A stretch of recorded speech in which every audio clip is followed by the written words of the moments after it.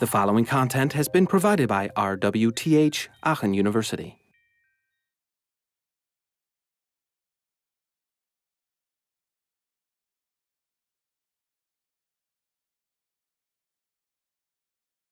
We're going to now move into a topic of where knowledge is stored. It seems like it has nothing to do with usability, but it's very much about usability. We'll do a quick experiment here. Please take out a piece of paper and turn around your smartphones. No using smartphones right now because I don't want you to look at them and cheat.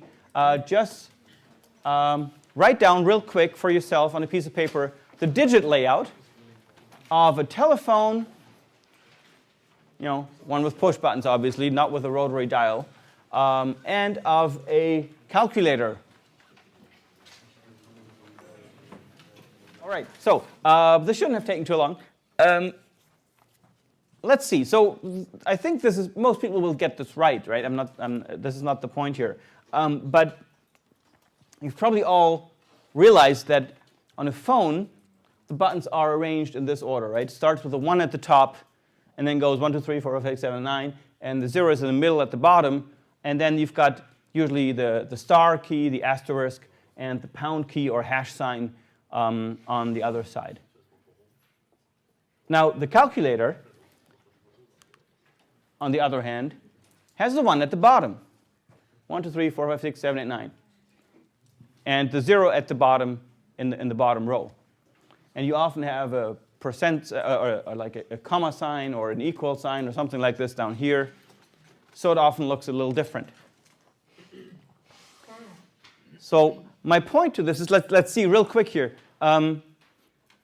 Who made a little mistake in one or the other of these two layouts here? It's okay, I'm not going to remember here. Okay, that's about 30, 40, maybe even 50%.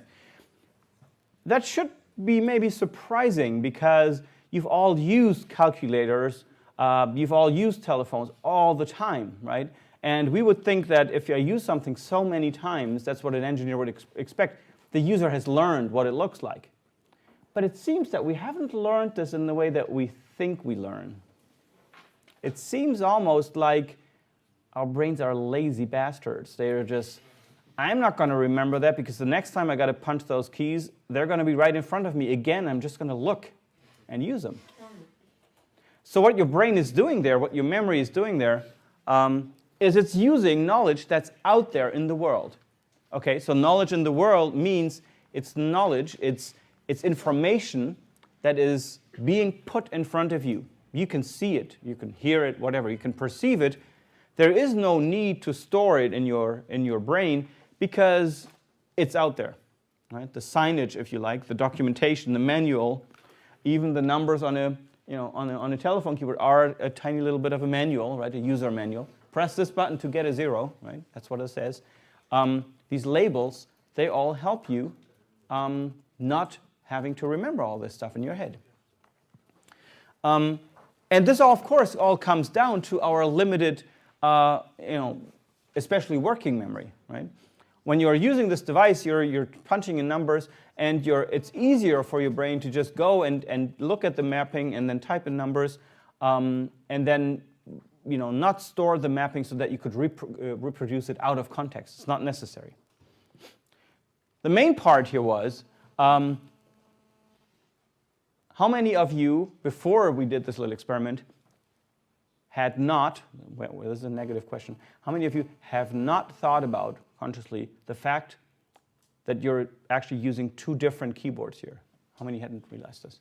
Okay, that's way more than 50%. So most people don't realize this, although it should actually strike us as, and when you look at this from a technical point of view, why are the two keyboards different? That's really strange, right?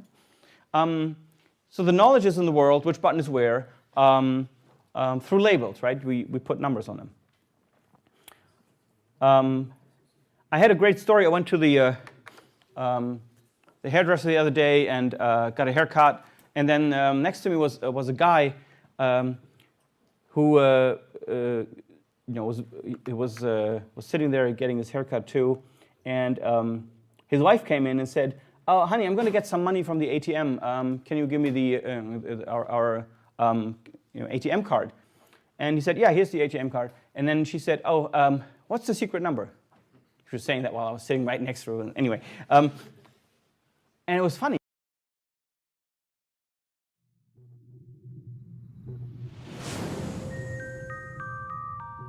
This content was provided by RWTH Aachen University.